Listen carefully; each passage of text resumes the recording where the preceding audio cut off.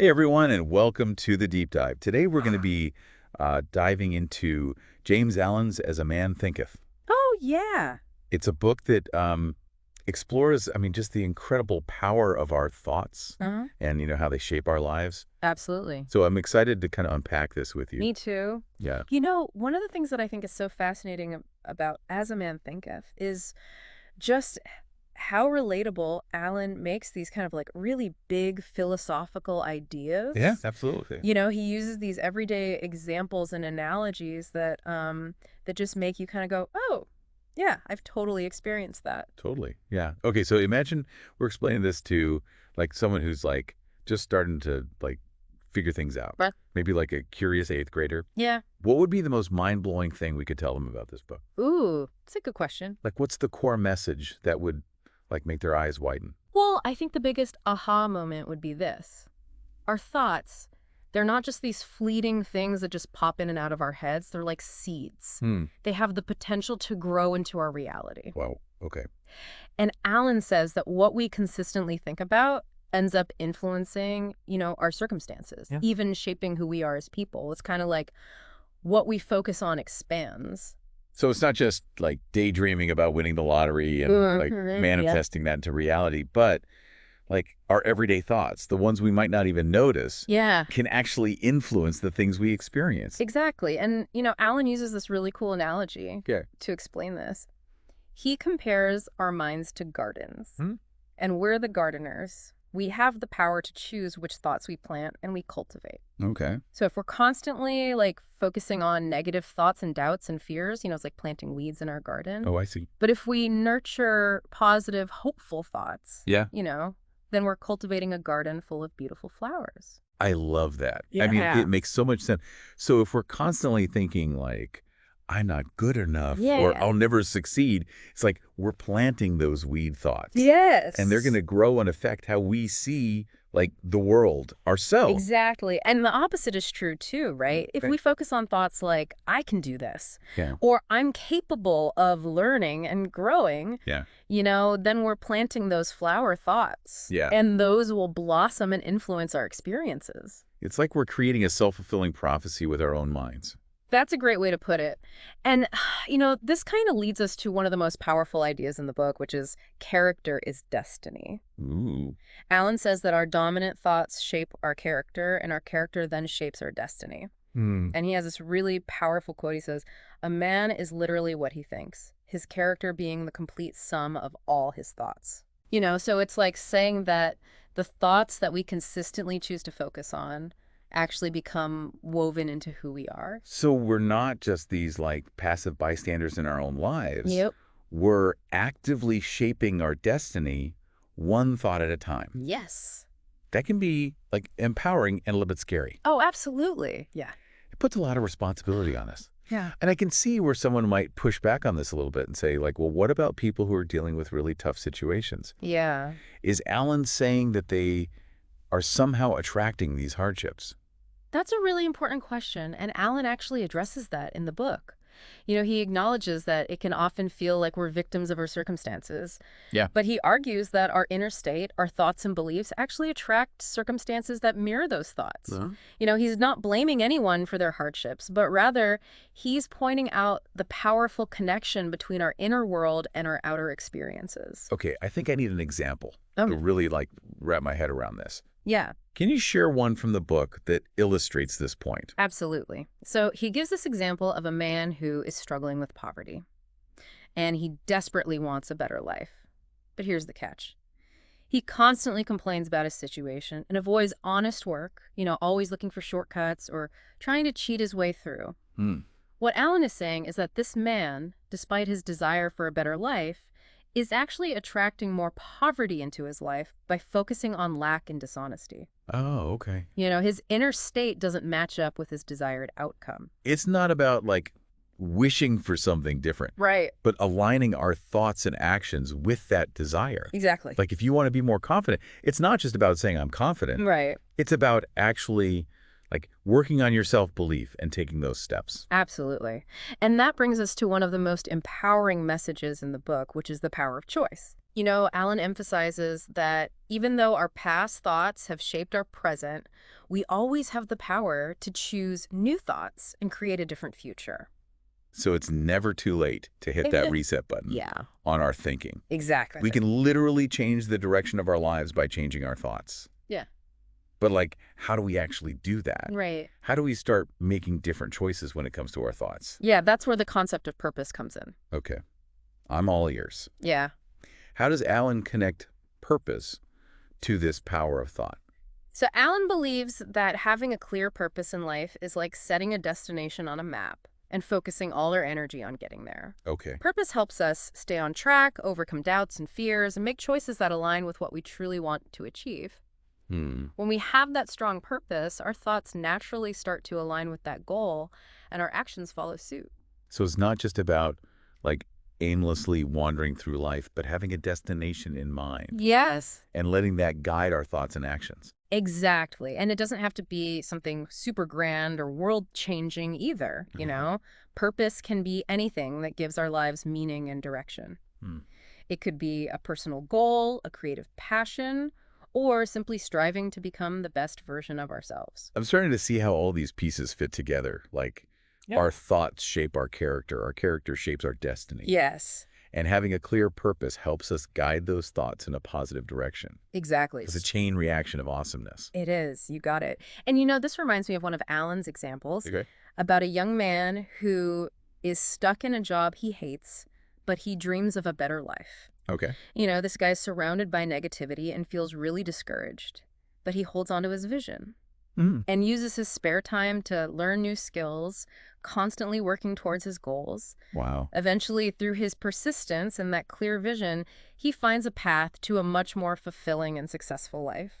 That's such a powerful story. It is. It shows that even when our circumstances feel really challenging, our thoughts and actions can make a huge difference. Absolutely. It's about not letting our current situation define our potential. Exactly. It reminds us that we always have choices, even when things feel really tough. Yeah. And, you know, this leads beautifully into Alan's thoughts on visions and ideals. Okay, let's dive into that. Okay. How does Alan view visions and ideals, and how do they connect to this idea of like shaping our reality? Yeah, so Alan believes that our dreams and aspirations aren't just fantasies, they're glimpses of what we can become. Okay. And he really encourages us to, like, not dismiss them as silly or unrealistic, but to hold on to them and let them guide us. Oh, wow. You know, and he even uses these examples of figures like Christopher Columbus and Buddha, who achieved amazing things because they held on to their visions, even when everyone around them doubted them.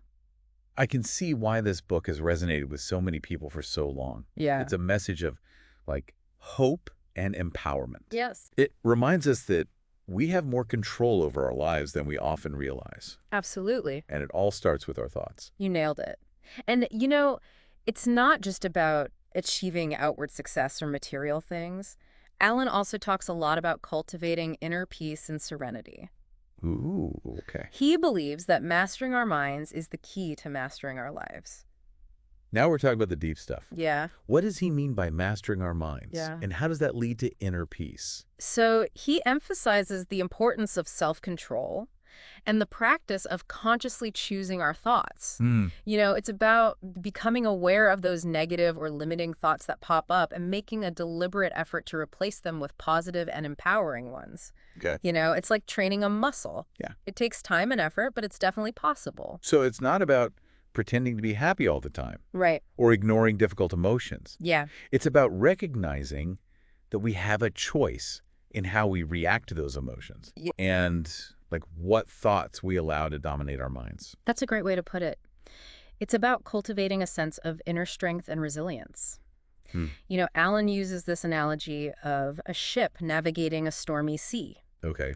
The ship represents our mind, and the storms represent our challenges and negative thoughts. I see. He says that by developing self-control and mastering our thoughts, we become the captain of our ship, Oh, wow. able to steer through those storms and reach our desired destination. I love that. Yeah. It really captures the idea that we're not powerless against the ups and downs of life. Absolutely. We can learn to navigate those challenges with more skill and grace by mastering our minds. And that in turn brings a sense of peace and serenity. Exactly. And that serenity is not just a nice to have. Right. It's actually essential for achieving our goals and living a fulfilling life. Yeah. Alan argues that when we're constantly consumed by worry, fear, or negative thoughts, we deplete our energy and make it much harder to focus on what truly matters. It's like trying to run a race with a backpack full of rocks.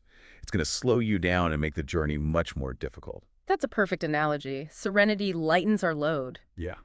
and allows us to move forward with more ease and clarity. It sounds like As a Man Thinketh is packed with so much wisdom and practical advice.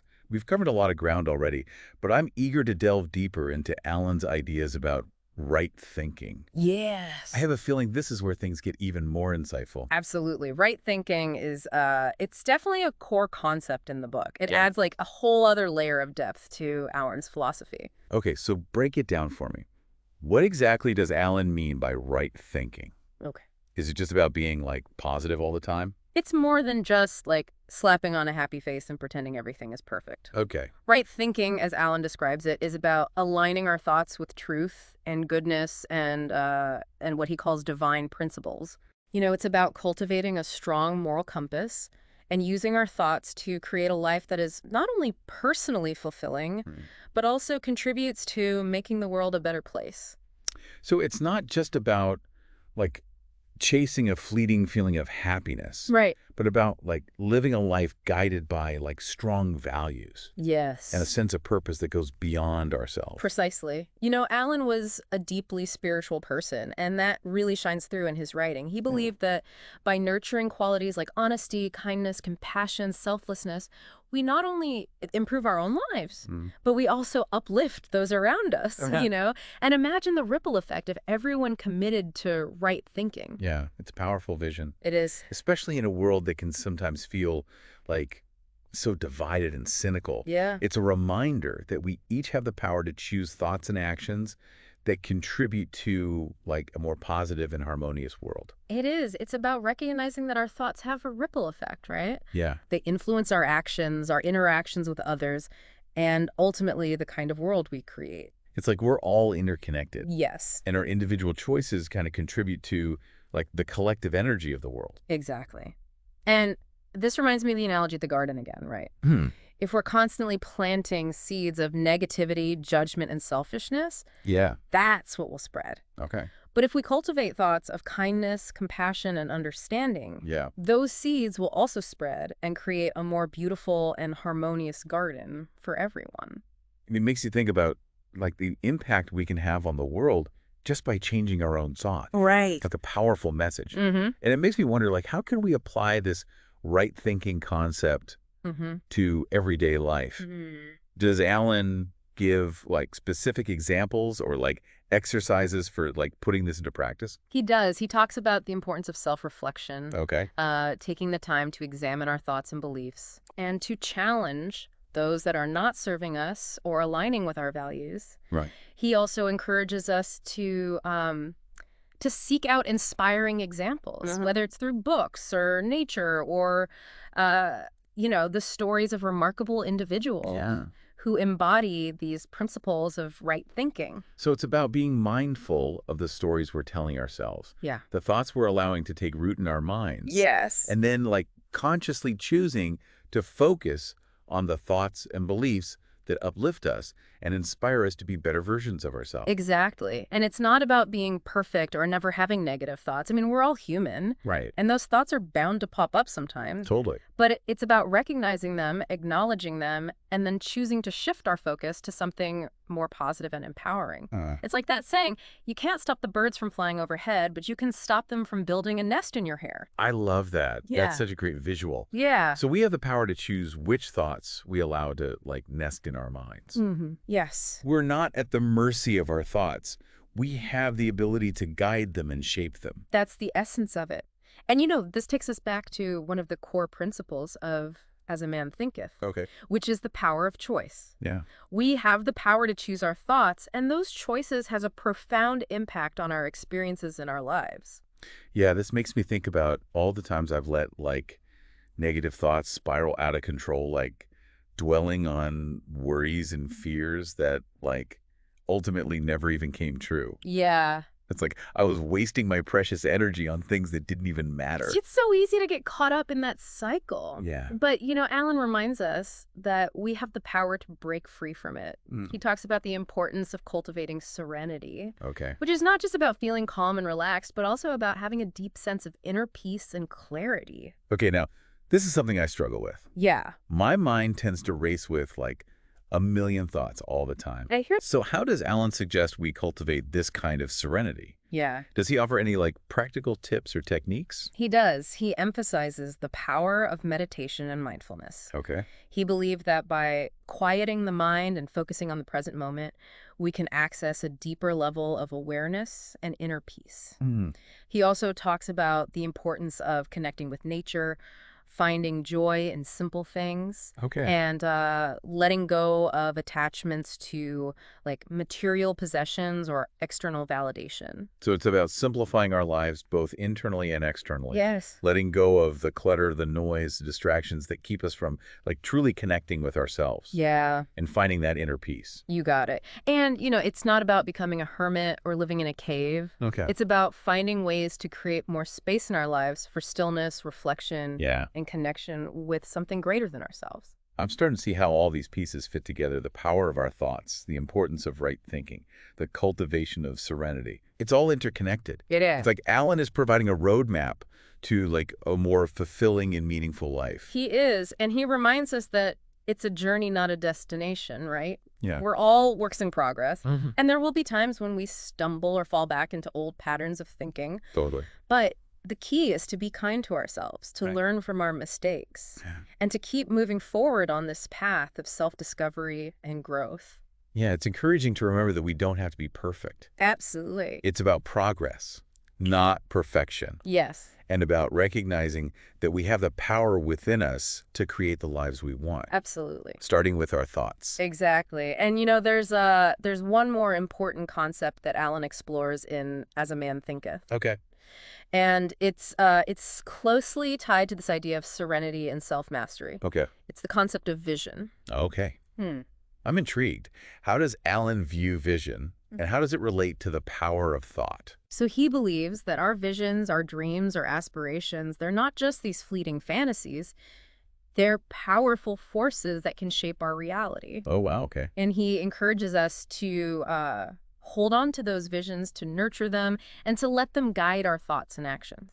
Okay. He believes that when we have a clear vision of what we want to create in our lives, we tap into this source of energy and inspiration that can help us overcome obstacles and achieve extraordinary things. So it's like setting a destination on a map, but in this case, the map is our mind, Yeah, and the destination is like our ideal future. exactly. And by focusing on that vision, we're more likely to make choices and take actions that align with that goal. Exactly. And it's not just about visualizing the end result. It's Right. about embodying the qualities and characteristics that we believe our ideal selves possess. Mm-hmm. It's about acting as if we are already living that vision, Okay. even when our current circumstances might seem far from it. It's like we're sending a powerful message to the universe and to ourselves that this is who we are becoming. This is what we are creating. Yes. It's a way of, like, aligning our thoughts, beliefs, and actions with our highest aspirations. You got it. And, Alan uses some inspiring examples of individuals who achieved incredible things by holding on to their visions, even when the world around them seemed to, doubt or discourage them. Okay. He talks about historical figures like Christopher Columbus, who had a vision of a new world and persisted despite facing countless obstacles and setbacks. Wow. He also shares examples of, spiritual leaders like Buddha, who dedicated their lives to achieving a state of enlightenment and inner peace. It's amazing how these individuals were able to manifest their visions into reality. Yeah. It makes me wonder if there's, like, a secret formula or, like, a set of principles that they all followed. Alan suggests that there are certain qualities that are common to those who are able to bring their visions to life. Mm. He talks about the importance of clarity, having a clear and well-defined vision of what we want to create. Conviction, believing deeply in the possibility of our vision becoming a reality. Okay.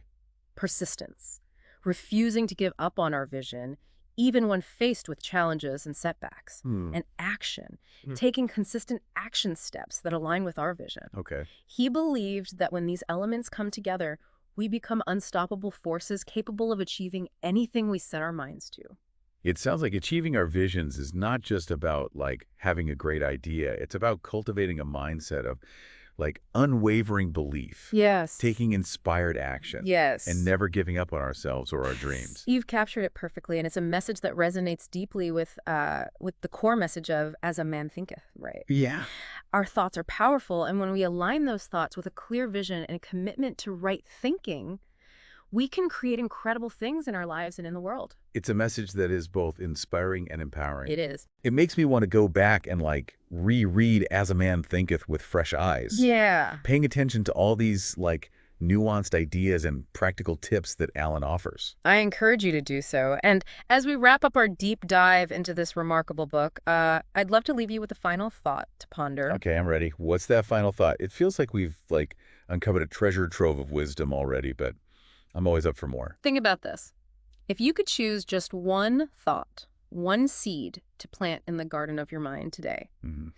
a seed that you believe would have the power to shape your future in a positive way, what would it be? Wow, that's a powerful question to sit with. It is. It really like drives home the message that we have the power to choose our thoughts Absolutely. and that those choices have a ripple effect on our lives.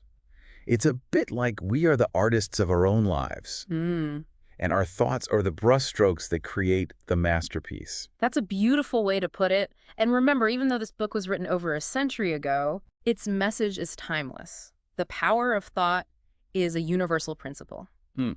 And it's something we can tap into at any moment, regardless of our age, background, or circumstances. It's like Alan is handing us this incredible tool, Yeah. this ability to shape our reality through our thoughts. Yes. And it's up to us to decide how we want to use it. We can choose to focus on fear, doubt, and limitation, or we can choose to focus on love, possibility, and growth. Exactly. And those choices, however small they may seem in the moment, can have a profound impact on the direction our lives take. It's a bit daunting when you think about it, Yeah. but also incredibly exciting. It's like we have this like hidden superpower within us waiting to be unleashed. And that's the beauty of it. As a man thinketh is a call to action, an invitation to awaken to our own potential and to become conscious creators of our own lives. It's a reminder that we are not just passive recipients of fate or circumstance, Nope. but active participants Hmm. in shaping our own destinies. You got it. And remember, it's a journey, not a destination. Yeah. There will be ups and downs, challenges, and triumphs along the way. But the key is to never give up on ourselves, to keep learning, growing, and expanding our awareness of the incredible power we hold within. It's a journey I'm definitely excited to continue exploring. And I have a feeling we'll be revisiting As a Man Thinketh again and again as we navigate the twists and turns of life. It's a book that offers timeless wisdom and practical guidance for anyone seeking to live a more meaningful and fulfilling life. It truly is a gift that keeps on giving. Well, on that note, I think it's time to wrap up our deep dive into the world of As a Man Thinketh. We've covered so much ground today, and I hope our listeners are feeling just as inspired and empowered as I am. I hope so too. And remember, the journey starts with a single thought, so choose wisely, dear listeners, and happy thinking.